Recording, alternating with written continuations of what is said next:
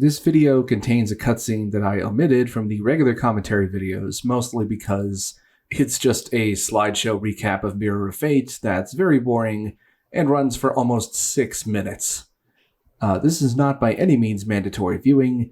Feel free to skip it if you want. I'm only including it just to show it off. So unless you really need a crash course on Mirror of Fate's story, or you're interested in how not to do a Lord of the Rings style narrator-driven prologue, I won't blame you if you decide to skip this one. I guess Mercury Steam correctly assumed that most people wouldn't have played Mirror of Fate, and that game is pretty important to Lords of Shadow 2's story, so they had to do a recap somehow. Anyway, for those of you who have decided to stick around, let's begin, and don't say I didn't warn you. In ages long past, there was once a warrior who was both noble and brave beyond all measure. His deeds of heroism and skill in combat were legend. His name was whispered within the hallowed halls of men for countless generations. Yet now his name is lost. Lost in the mists of time forever. It is said that destiny delights in the misfortunes of men, and so it proved true for Gabriel Belmont. For even after defeating the Lords of Shadow and ending their reign of terror, his soul was consumed by the very darkness that he sought to destroy. As that ancient prophecy foretold, whomsoever defeats the Lords of Shadow will sit upon their throne to rule as the Prince of Darkness. But before fate had played its hand, and unknown to Gabriel, his beloved wife Marie conceived a son by him. The Brotherhood of Light warned her of that ancient prophecy and the terrible fate which lay before her husband. So, with heavy heart, she concealed her pregnancy. For it is written that only the blood of that lineage has the power to defeat the Prince of Darkness. Thus, when newly born, the child Trevor was hidden from his father and raised a holy warrior of the Brotherhood in secret, so that one day he would be ready to stand against his own blood, as foretold. That day would come, some 25 years later, for what had once been Gabriel Belmont was now a powerful vampire known as Dracula, the Dragon. The Brotherhood of Light fought against the onslaught of his dark armies, which laid waste to towns and villages across the land, but to little avail. Trevor was now fully grown to manhood, and the truth of his origin and destiny of the Belmont clan was finally revealed to him. So he set out to confront his father and end his family's shame forever.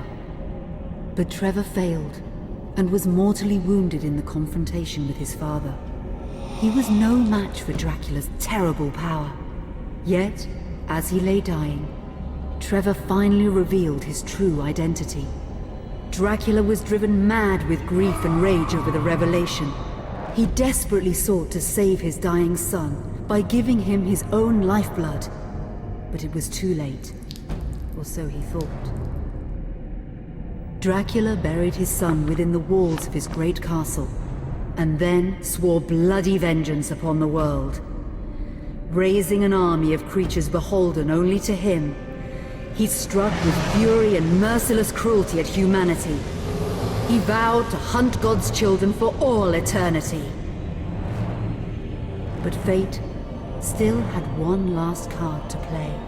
Dracula's blood had power, and that power now coursed through the veins of his dead son, slowly reviving him over many years, until one night he emerged once more into the world, not as a man, but as a creature like his father. What had once been Trevor Belmont was now gone forever. He was now a vampire like his father. Though he swore that he would not be like him, he would take the name Alucard.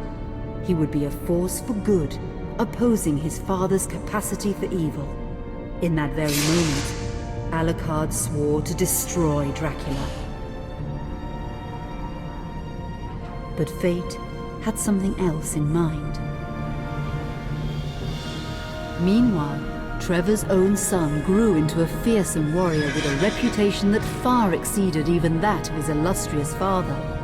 Simon Belmont knew little of his own lineage, nor his importance in the events to come.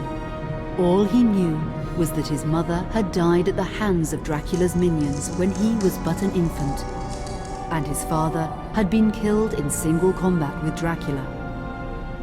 Found and raised by the people of White Mountains, Simon had but one purpose in life: to destroy Dracula for the murder of his parents. After years of training in the arts of war, Simon set off for Dracula's castle and a date with destiny. Once in the castle, Simon met Alucard, and knowing little of the true identity of his companion, joined forces with him.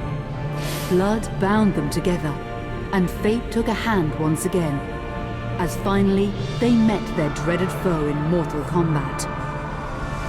Simon defeated Dracula with his whip, and yet Alucard sensed that all was not as it should be. Dracula would return.